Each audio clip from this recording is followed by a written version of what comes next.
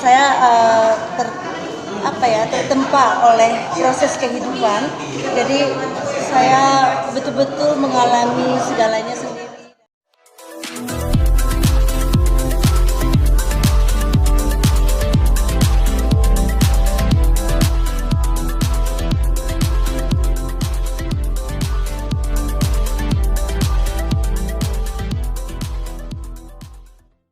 Puasa di masa pandemi yang kedua gitu, boleh diceritain mungkin? Ya seperti biasa sih, kayaknya kita bahagia-bahagia aja ya di pandemi ini, sudah mulai terbiasa dengan situasinya. Jadi manusia itu pandai sekali beradaptasi.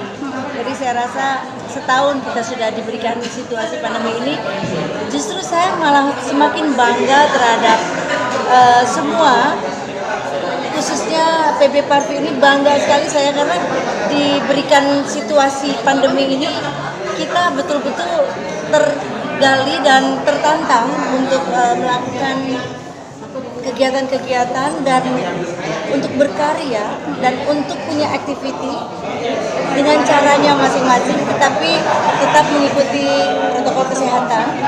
Jadi artinya ini justru ya, sangat membanggakan untuk saya. Mas, dari sana aja, jadi saya nggak pusing ininya pandangannya. Agak Sini aja kali ya. soalnya Iya, kayak gini.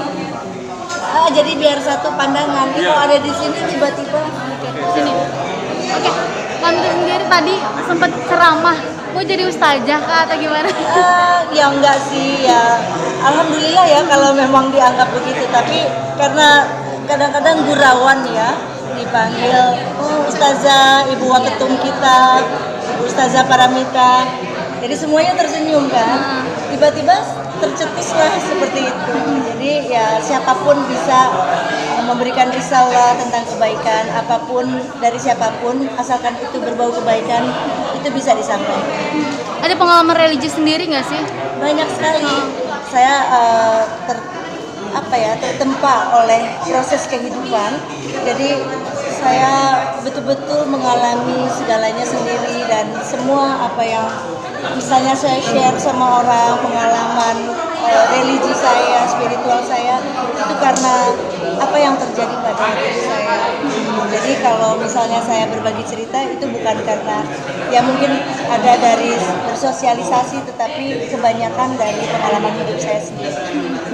Seperti kemarin itu saya bilang membuka ayat suci kita hataman Quran ya. Waktu itu saya biasa kalau Ramadan itu saya hatam Quran, dan ketika sampai pada surat Al-An'am saya juga agak sedikit kaget, dan di ayat 162-163 itu menyatakan bahwa ikrar kita di setiap sholat itu ada di dalam surat Al-An'am. Jadi itu merupakan ayat ini, waduh, luar biasa.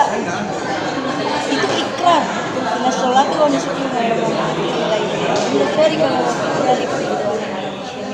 itu berarti kita berikrar setiap hari kepada Allah bahwa sholatku, hidupku, matiku hanya untukmu ya Allah, dan aku mengaku, saya mengaku bahwa saya seorang muslim.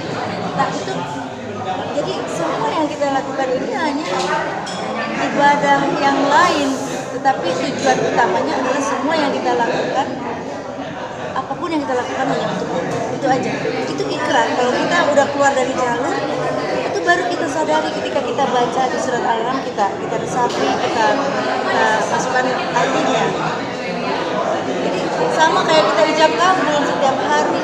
Kalau kita ijab kabul berarti kalau kita nggak lakukan itu dan kita tidak taat, berarti kita sudah melanggar janji kita. Iya, itu aja.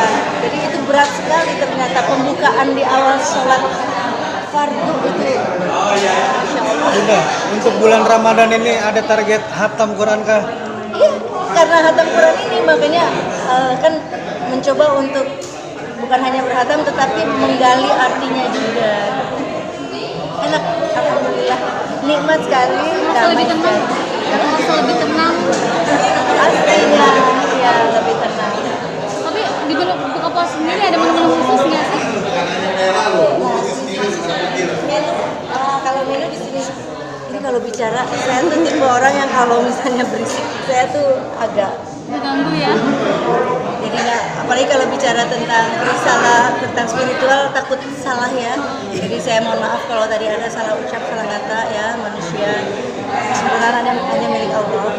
Jadi kalau untuk berbuka puasa itu benar, kita belajar semuanya mencontoh Rasulullah, mencontoh Sayyidah Fatimah Zahra, mencontoh orang-orang manusia-manusia yang dicintai Allah gitu, perjalanannya semuanya. Kita contoh aja yang baik-baik. Kita buang yang jelek-jelek. Kita berusaha untuk menjadi yang lebih baik. Jadi kalau di bulan suci Ramadan ini bukan hanya berpuasa, tetapi berusaha untuk menjadi pribadi yang lebih baik. Itu aja target saya. Jangan lupa ya di subscribe dan nyalakan lonceng notifikasinya.